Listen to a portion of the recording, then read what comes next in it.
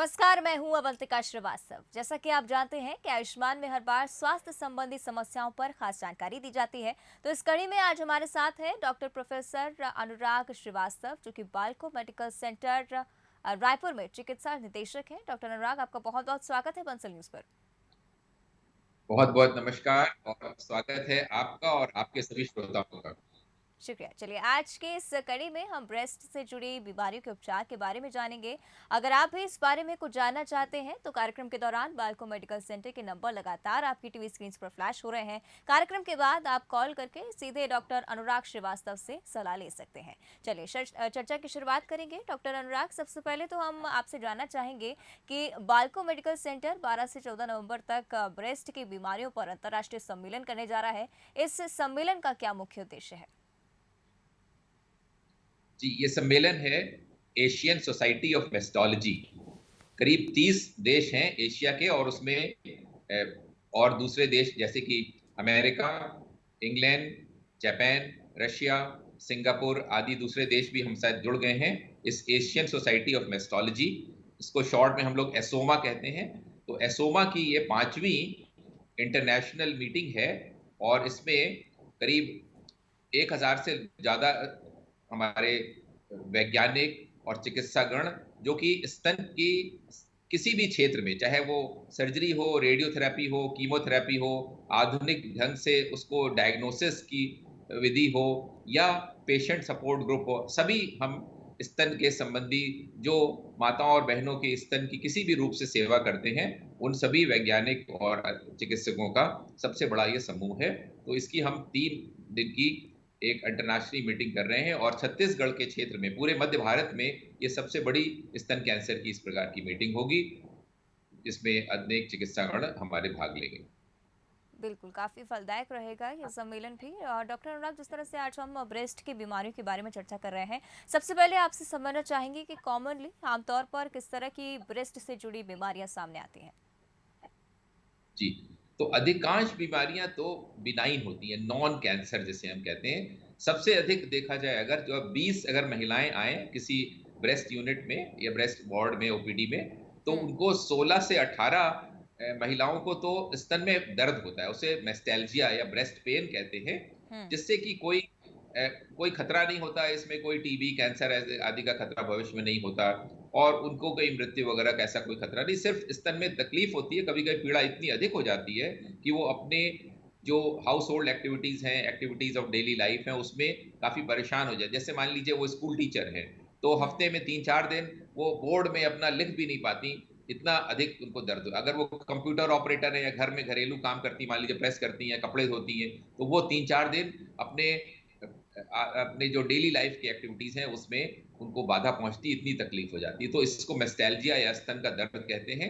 सबसे अधिक बीमारी तो यही है, और ये हार्मोन के परिवर्तन से होती है, क्योंकि महिलाओं में हर मासिक धर्म में हार्मोन बढ़ते हैं और फिर घटते हैं प्रत्येक माह में। तो उसी प्रकार से स्तन का पीड़ा भी घटती और बढ़ती है, हार्मोन से रिलेटेड है, और उसका आजकल बहुत अत्याधुनिक ढंग से इलाज संभव है, और हम लोगों ने काफी इसमें प्रयोग भी करे हैं और बड़ी सरल दवाएं देते हैं।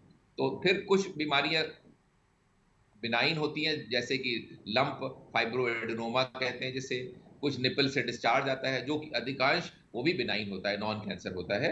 और 20 में करीब 2-3 महिलाओं को ही कैंसर होगा। तो ये अच्छी बात है कि कैंसर की कमी है, और भारत में अभी अगर देखा जाए तो 1 लाख महिलाओं को अगर 1 वर्ष तक आप देखिए, तो करीब 144 महिलाओं को स्तन कैंसर होने की संभावना है। विदेशों में यह संख्या करीब डबल है। अमेरिका में देखा जाए तो हर 8वीं महिला को स्तन कैंसर हो रहा है, हम्म। हर 8वीं महिला को। और भारत में ये करीब 144 या उससे कम भी संख्या है। तो लेकिन बड़े शहरों में जैसे दिल्ली में ये संख्या सबसे ज्यादा है। दिल्ली में 1 लाख में 41 लड़कियों को, गर्ल्स, लेडीज को स्तन कैंसर हो रहा है। गांव में संख्या अभी भी कम है, और क्योंकि ये बीमारी हमारी जीवन शैली से, हमारी भोजन की प्रक्रिया से सबसे संबंधित है, और कुछ और रिस्क फैक्टर्स हैं जिनका अभी हम चर्चा करेंगे। तो हम्म। बड़े शहरों में चूंकि जीवन शैली पाश्चात्य रूप में हो गई है, उनके पिज्जा, नूडल्स, बर्गर आदि सब खाने लगे हैं, देर रात तक जगते हैं, स्ट्रेस हम्म। बहुत अधिक बढ़ गया है, भाग दौड़ की जिंदगी है, और वहाँ पे ताज़े फल सब्जियां नहीं खाते। प्रदूषण की मात्रा बहुत बढ़ गई। दिल्ली में तो आपको पता ही है, वर्ल्ड का सबसे ज्यादा एयर पोल्यूशन है, पूरे विश्व का सबसे ज्यादा एयर पोल्यूशन दिल्ली के राजधानी में है। और जल में भी प्रदूषण है, भोजन के, दूध में आप सुनती हैं, भोजन के दूसरे पदार्थों में, सब्जियों में आदि। तो इन प्रदूषण के कारण भी बहुत सारे कैंसर और स्तन कैंसर भी बढ़ गए हैं। जी। बिल्कुल, तो जिस तरह से आपने बताया कि पोल्यूशन एक मेजर रीज़न हो सकता है ब्रेस्ट कैंसर के लिए, और डॉक्टर अनुराग ये भी आपसे समझना चाहेंगे कि आपने बताया कि यूजुअली कैंसर एक काफ़ी कह सकते हैं रेयर बीमारी होती है महिलाओं में, और आपसे ये भी समझना चाहेंगे कि किस तरह से आपने बताया कि अमेरिका में महिलाओं की संख्या ज़्यादा है जो ब्रेस्ट कैंसर की शिकार हैं। ये इस डिफ्रेंसिएशन का कारण क्या है? जी, तो ये तो पहले कुछ वर्षों पूर्व तो हम लोग ये कहते थे कि ये सिर्फ व्हाइट कॉकेशियन, जो गोरी चमड़ी के लोग हैं, कॉकेशियन रेस है, हुँ, अमेरिका और यूरोप में, उन्हीं की बीमारी है। हमारे यहाँ बहुत कम होता है, लेकिन अब ऐसा नहीं है। अब भारत में भी इसकी बीमारियां बढ़ रही हैं और स्तन कैंसर सबसे कॉमन कैंसर हो गया है। Breast cancer is the commonest cancer of human race. पूरे हुँ। विश्व में देखा जाए तो commonest cancer of human race है ब्रेस्ट कैंसर। और भारत में भी टोटल कैंसर बर्डन अगर देखें आप, तो सबसे अधिक कैंसर अब स्तन कैंसर है महिलाओं में। और ये बड़े शहरों की, जैसे दिल्ली, बंबई, कलकत्ता, मद्रास, बेंगलोर आदि में इसकी संख्या सबसे अधिक है। गांव में अभी भी संख्या कम है, क्योंकि वहां की पाश्चात्य जीवन शैली नहीं है। वो जल्दी उठती हैं महिलाएं, खेत में काम करती हैं, अपने हाथ से चक्की चलाती हैं और गाय का सेवा करती हैं, धोती हैं, खेत में काम करने का। और सभी भोजन शैली भी उनकी ताजे फल सब्जियां तोड़ के लाती हैं, खेत से ताजे खाती हैं। तो जीवन शैली और भोजन के कारण और स्ट्रेस कम होने के कारण गांव में अभी भी स्तन कैंसर की बीमारी कम है। साथ ही डॉक्टर अनुराग, हम जिस तरह से ब्रेस्ट कैंसर के बारे में चर्चा कर रहे हैं, सबसे पहले आपसे समझना चाहेंगे कि इसके प्राथमिक लक्षण क्या कुछ हो सकते हैं? जी, स्तन में कोई गांठ हो, अगर निपल थोड़ा अंदर धंस गया हो, जैसे निपल रिट्रैक्शन कहते हैं, पहले बाहर था, बच्चे को दूध पिलाया था और फिर बाद में निपल अंदर चला गया। और निपल से यदि रक्त स्राव हो, ब्लड डिस्चार्ज हो फ्रॉम द निपल, या पानी जैसा निकले, ट्रांसपेरेंट पानी जैसा, तो ये कैंसर के लक्षण हो सकते हैं। कभी कभी स्तन में दर्द भी हो सकता है। और बगल के आर्मपिट जिसे कहते हैं, एक्जिला में आर्मपिट बगल की गिल्टियां भी हो सकती हैं। ये स्तन हम्म। कैंसर के प्राथमिक लक्षण हैं। तो कभी भी यदि स्तन में कोई गांठ पता चले, निपल से कोई खून या पानी आए, या निपल अंदर धंस जाए, या बगल में कोई गांठ हो, तो तुरंत एक अच्छे चिकित्सक से संपर्क करें और उसकी जांच कराएं। डॉक्टर अनुराग, आपने हाल ही में जिक्र किया आर्मपिट्स का, और ब्रेस्ट के काफ़ी नज़दीक होता है, तो आमतौर पर इस तरह की मिथ भी हमने कई बार सुनी है कि एंटी पर्स्पिरेंट्स या फिर डिओड्रेंट्स यूज़ करने से ब्रेस्ट कैंसर का खतरा बढ़ जाता है। कितनी सच्चाई है इस बात में? सच्चाई बिल्कुल नहीं है, ये मिथ है, झूठ है। हम्म। क्योंकि ऐसी कई भ्रांतियां समाज में व्याप्त हैं, जैसे कि टाइट स्पोर्ट्स ब्रा पहनने से स्तन कैंसर हो जाता है, या विशेष प्रकार की ब्रा पहनने से, या विशेष प्रकार के कपड़े पहनने से, हम्म। या एंटी पेस्टिसाइड से, डिओड्रेंट से। ऐसा कोई वैज्ञानिक हमारे पास प्रमाण नहीं है कि हम्म। ये सब कैंसर के कारण हैं। साथ ही क्या जेनेटिकल फैक्टर्स इस बीमारी को अफेक्ट करते हैं? जी, करीब 5 से 10% महिलाओं में स्तन कैंसर जेनेटिक यानी आनुवांशिक रूप से आ सकता है। इसका अर्थ हुआ, माँ या बड़ी बहन, नानी, मौसी या बुआ या दादी, पिताजी की माँ या पिताजी की बहन, उनको अगर स्तन कैंसर है या ओवेरियन कैंसर है, हम्म। तो वो आनुवांशिक जीन के द्वारा माँ बच्चे में आ सकते हैं। और बच्ची जब करीब, बहुत छोटे में तो नहीं होते, 20 वर्ष के बाद ही ये हम्म। लक्षण हो सकते हैं, 20 से 30 वर्ष के बाद। तो जब बच्ची बड़ी हुई, तो उनको अगर ये जीन्स हैं माता या पिता की तरफ से, पिता से भी स्तन कैंसर का जीन आ सकता है। पिता की अगर माँ या बहन को हुआ है, यानी बुआ दादी को हुआ है, तो वो भी पिता के द्वारा आपके शरीर में वो जीन्स पहुंच सकते हैं। और आपने अंजेलिना जोली नामक हॉलीवुड की एक्ट्रेस का नाम सुना होगा। तो हम्म। उनकी माँ को ओवेरियन कैंसर था, तो उन्हें अपना ब्लड टेस्ट कराया, उसमें एक कैंसर का जीन होता है, उसको BRCA, हम्म। BR से ब्रेस्ट, CA से कैंसर, ब्रैका जीन पाया गया। तो उन्होंने अपना प्रिवेंटिव रूप से, उसको बचाव के लिए, अपना स्तन का मेस्टेक्टमी करा ली। और फिर अभी पिछले वर्ष तो उन्होंने अपनी ओवरीज भी निकलवा ली, जिससे कि स्तन हम्म। कैंसर और ओवेरियन कैंसर से बचाव हो सके। तो 5 से 10% महिलाओं में स्तन कैंसर आनुवांशिक यानी जेनेटिक हो सकता है। चूंकि एक जेनेटिकल डिसीज़ है, फैक्टर्स इसे अफेक्ट करते हैं, तो काफ़ी ख़तरनाक दिख रहा है। ब्रेस्ट कैंसर से बचने के क्या कुछ उपाय हो सकते हैं डॉक्टर अनुराग? जी, तो ओबेसिटी, मोटापा होना हम्म। स्तन कैंसर को बढ़ावा देता है। ठीक है, तो ओबेसिटी अगर ज्यादा है तो स्तन कैंसर का खतरा बहुत बढ़ जाता है। इसके अतिरिक्त यदि महिला तंबाकू या शराब का अधिक सेवन करती हैं, तो भाग्यवश हमारे भारत में अधिकांश माताएं और बहनें इससे ज्यादा पीड़ित नहीं है, बहुत अधिक अल्कोहलिज्म और टोबैको यूज से, लेकिन विदेशों में तो हैं। और गांव में भी कुछ तंबाकू या चिलम या बीड़ी पीती रहती हैं। और हाई क्लास सोसाइटी में जाइए आप, तो वहां पे भी इसका सेवन है टोबैको। तो टोबैको, अल्कोहल, ओबिसिटी, और यदि एक्सरसाइज ज्यादा नहीं करते, सेडेंट्री लाइफ स्टाइल, जैसे पूरे दिन बैठे रहे, 9 से 5 ऑफिस में काम कर लिया, या ज्यादा मेहनत नहीं करी, तो उससे भी कैंसर का खतरा बढ़ जाता है।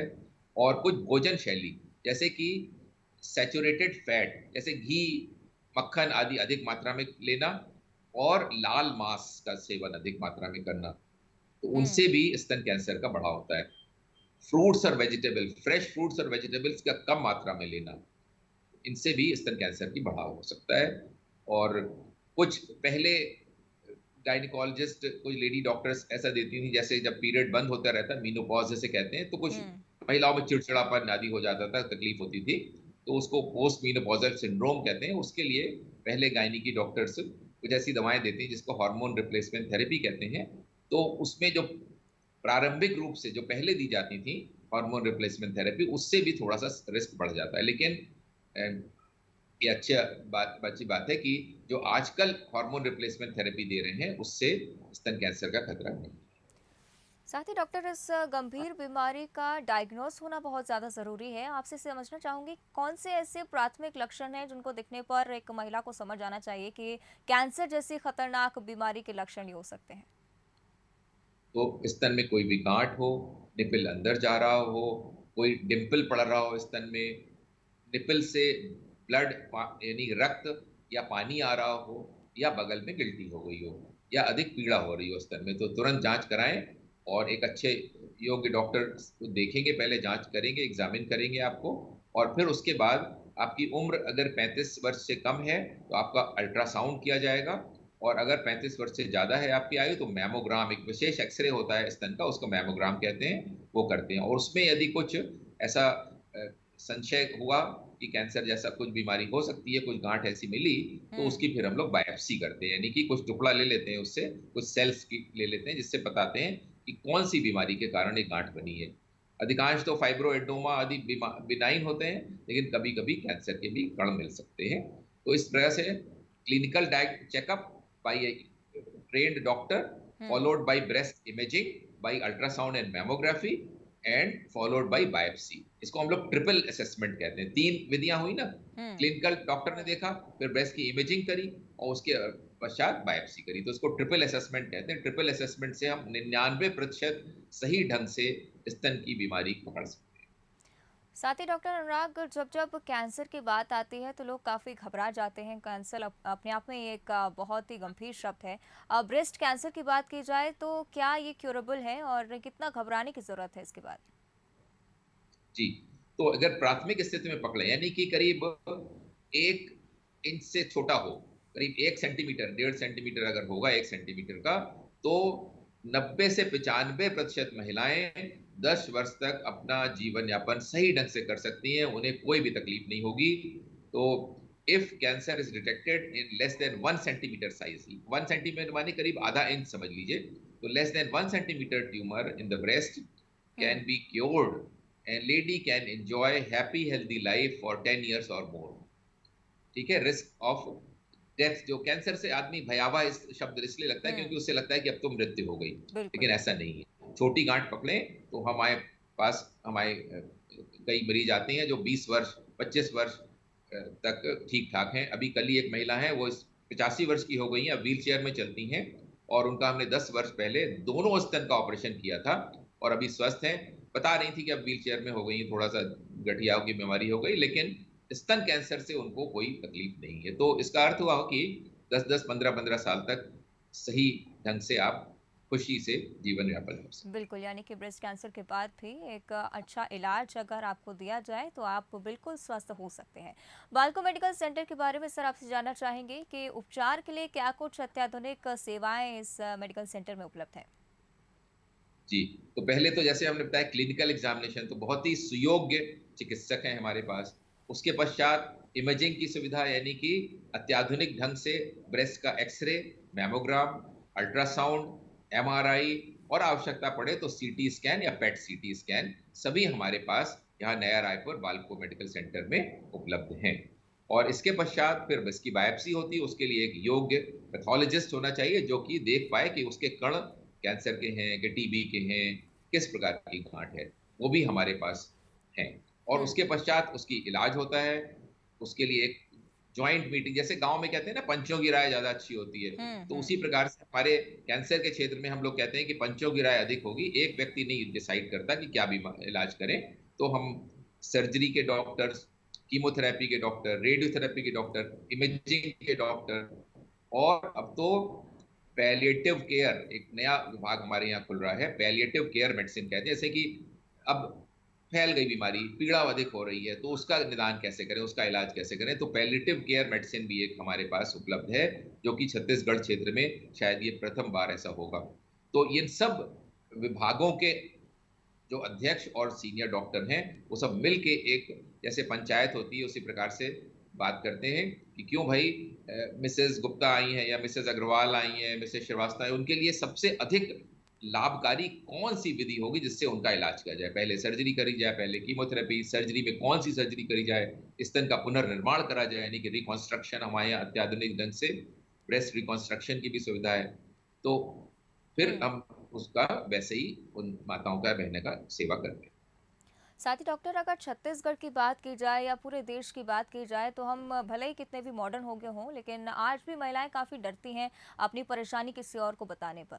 तो Balco medical centre breast cancer जैसी बीमारी से लड़ने के लिए किस तरह से सामाजिक भूमिका अदा करता है, ये भी आपसे समझना चाहेंगे। बहुत अच्छा प्रश्न। तो हमारी टीम है, हमारी कुछ डॉक्टर्स, कुछ ट्रेड नर्सेज और दूसरे अन्य विभाग के लोग, वो सब हर सप्ताह शुक्रवार, शनिवार, इतवार को किसी भी सुदूर गांव में या जिला अस्पतालों में जाते हैं और वहां पे उनको हम लोग भाषण देते हैं, समझाते हैं, अवेयरनेस यानी कैंसर के प्रति जागरूकता बताते हैं हम्म। और कैसे उसका निदान कर सकते हैं। और फिर उनका चेकअप करते हैं हम लोग, स्क्रीनिंग जिसे कहते हैं। तो स्क्रीनिंग करते हैं हम लोग और जिसमें कुछ संशय होता है, कुछ डाउट होता है, उनका सुई से जांच कर लेते हैं और फिर उनको फिर बालकों में लाके फिर उनका इलाज करते हैं। तो इसको स्क्रीनिंग कहते हैं। तो हर सप्ताह हमारी एक टीम सुयोग्य चिकित्सकों और नर्सों की एक सुदूर क्षेत्र में जाती है। तो हम लोग कभी अमरकंटक के गांव में, कभी हम लोग अभी पिछले सप्ताह मंडला, कान्हा मंडला है वहाँ पे मध्य प्रदेश का, वहाँ पे हम लोगों ने स्क्रीनिंग करी, उसमें 110 मरीज देखे। हम्म। और इसी प्रकार से हर सप्ताह हम लोग कहीं ना कहीं स्क्रीनिंग करते रहते हैं, जिससे कि उस एरिया में जागरूकता बढ़ती है बीमारी के प्रति और उसको कैसे उससे बचे, प्राथमिक लक्षण कैसे, ये उनको समझाते हैं, फिर उनका चेकअप करते हैं। और वहाँ के डॉक्टर और नर्सेस को भी ट्रेन कर देते हैं कि भाई देखिए आपके पास कोई मरीज आए तो उसका इस प्रकार से चेकअप करिए, इस प्रकार से इलाज करिए। साथ ही डॉक्टर, हमने बाल्को में जिस अंतर्राष्ट्रीय सम्मेलन का जिक्र किया है, आपसे जानना चाहूंगी क्या इस सम्मेलन में आम लोग भी शिरकत कर सकते हैं? अवश्य, क्यों नहीं। विद्या बिल्कुल। धन ऐसा है जितना बांटा जाए और बढ़ता है। तो अंत में उन लोगों को तो आप क्या संदेश देना चाहेंगे? साथ ही ये भी जानना चाहूंगी कि महिलाओं को हेल्दी लाइफ के लिए क्या कुछ टिप्स आपकी तरफ से? जी, हेल्दी लाइफ स्टाइल के लिए 1 घंटा प्रतिदिन 40 मिनट से 60 मिनट तक एक्सरसाइज करें, जिसमें योगासन, प्राणायाम और एथलेटिक एक्टिविटी, अगर आप खेल में भाग लेती हैं, जॉगिंग करती हैं, रनिंग करती हैं तो वो कर सकती हैं। लेकिन 1 घंटा प्रतिदिन अपने स्वास्थ्य के लिए अपने को दीजिए। हम दूसरे के लिए नहीं कह रहे हैं, अपने के लिए दीजिए। हम्म। और मेडिटेशन करें। चिंता, स्ट्रेस आजकल देखा जा रहा है एक कैंसर का कारण हो सकता है। Heart attack, diabetes, blood pressure, tension, नींद का ना आना, सुसाइड अटेम्प्ट, ये सब तो लड़ाई झगड़ा, ये सब तो स्ट्रेस से सुना ही होगा आपने। हम्म। अब वैज्ञानिक कहते हैं कि स्ट्रेस से कैंसर भी हो सकता है। तो उस स्ट्रेस से बचें, ध्यान करें, प्राणायाम करें, तो उस शरीर की व्यवस्था के लिए योगासन प्राणायाम करें और मन की शांति के लिए मेडिटेशन करें, ध्यान करें। तो और सही जीवन शैली अपनाएं। आपने सुना होगा स्कूल में early to bed and early to rise makes a man and also a women healthy wealthy and wise. ठीक है। हम्म। तो देखिए, शुरू में जल्दी उठें, और जल्दी ये कहा जाता है सूर्य उदय के पहले उठें हम्म। और सूर्यास्त के थोड़ी सी बाद तक। तो अब क्या हो रहा है, बहुत लेट जगते हैं, 7 बजे 8 बजे जगे और 11-12 बजे तक व्हाट्सअप करते रहते हैं, मैसेज करते रहते हैं, फेसबुक करते रहते हैं। तो हमारा जीवन और सभी पशु पक्षियों का, सभी प्राणियों का भगवान ने, नेचर ने ऐसा बनाया था कि 12 घंटे का दिन और 12 घंटे की रात की साइकिल में हमें जीना था। ठीक है। हम्म। तो इसको करीब 150 वर्ष पहले थॉमस एडिसन ने बल्ब का निर्माण कर दिया, और जब से बल्ब का निर्माण हुआ तब से हमने उस डे एंड नाइट की 12 आवर्स की साइकिल को तोड़ दिया। तो इससे क्या हो रहा है, रात में भी खूब तेज नियॉन लाइट चमकती रहती हैं, रोड में चले जाइए, अस्पताल में, एयरपोर्ट में, होटल में चले जाइए। तो उससे हमारे पशु पक्षी प्राणी और मनुष्य भी लाइट पोल्यूशन यानी कि प्रकाश प्रदूषण से ग्रसित हो रहे हैं। ये आपने सुना, प्रकाश प्रदूषण एक नई चीज है। बिल्कुल। तो वैज्ञानिक कह रहे हैं इस प्रकाश प्रदूषण से हमें बहुत सारी बीमारियां हो रही हैं, जैसे कि स्लीप ना होना, स्ट्रेस होना, लड़ाई झगड़ा होना घर में, सुसाइड होना, डिवोर्स होना, और अब तो कह रहे हैं कि कैंसर भी लाइट पोल्यूशन यानी प्रकाश प्रदूषण के कारण हो सकता है। तो हमें इन सबसे बचना होगा, early to bed and early to rise. और दूसरा आपने सुना होगा अपने पिता माता से कि व्हाट व्हेन ईटेथ सो ही बिकमेथ, जैसा रह खाए अन्न वैसा रहे मन। तो हमें सात्विक भोजन शैली अपनानी होगी, ताजे फल और सब्जियां, रंगीन सब्जियां देखा गया जैसे कि गाजर, टमाटर, और आम के मौसम में आम, पपीता आदि जो रंगीन सब्जियां हैं, पीले हरे फल आदि खूब मात्रा में खाएं। तो उनसे कैंसर से बचाव के तत्व होते हैं इनमें, और ताजे ही लें। फ्रोजन फूड होने से कुछ विटामिन नष्ट हो जाते हैं, उनको फिर से जब माइक्रोवेव में गर्म करती हैं तो फिर और विटामिन नष्ट हो जाते हैं। तो उनका सेवन न करें, ताजे फल सब्जियां करें। आप अच्छा होगा कि बजाय बाजार का खरीदने के आप खुद घर में चक्की ले लीजिए, जैसे आपकी माताएं करती थी, और जी। चक्की से खुद अनाज पीसिए। और जैसे यशोदा माई दूध का मक्खन निकालती थी बिल्कुल। बाल मुकुंद को, माखन चोर को खिलाने के लिए, तो उसी प्रकार से दूध का मक्खन खुद निकालिए। तो हम्म। उससे आपका स्वास्थ्य अच्छा रहेगा और आप स्वस्थ हृष्ट पुष्ट रहेंगे। बिल्कुल डॉक्टर अनुराग, आपने बहुत अच्छी और बात लास्ट में हम कही एक है। आपको और श्लोक भगवत गीता का बोल देते हैं। ये अध्याय 6 में 17वां श्लोक है। इससे हम अपने स्वस्थ रह सकते हैं। युक्ताहार विहारस्य युक्त चेष्टस्य कर्मसु युक्त स्वप्नावबोधस्य योगो भवति दुःखः। अर्थात हमारा आहार एप्रोप्रिएट युक्त होगा, हमारा विहार यानी जीवन शैली हम्म। एप्रोप्रिएट रहेगी, हमारे चेष्टाएं, हमारी कर्म सभी ठीक रहेंगे। तभी हम योग द्वारा सभी दुखों को, सिर्फ कैंसर को ही नहीं, सभी दुखों से अपने शरीर को, अपने जीवन को बचा सकते हैं। बिल्कुल। धन्यवाद। चलिए, बहुत बहुत धन्यवाद डॉक्टर अनुराग, आपने कई सारी महत्वपूर्ण जानकारी आज हमारे साथ साझा की है। साथ ही मैं दर्शकों से भी अपील करूंगी कि जो अंतर्राष्ट्रीय सम्मेलन बालको मेडिकल सेंटर में होने जा रहा है उसमें भी जरूर भाग लें। तो डॉक्टर अनुराग श्रीवास्तव से हमने कई सारी जानकारियां ली, और इसी के साथ हमारी इस खास पेशकश में भी फिलहाल इतना ही। कल फिर हाजिर होंगे एक नई स्वास्थ्य संबंधी समस्या को लेकर, साथ ही बताएंगे उसका उपचार। तब तक के लिए बने रहिए बंसल न्यूज के साथ।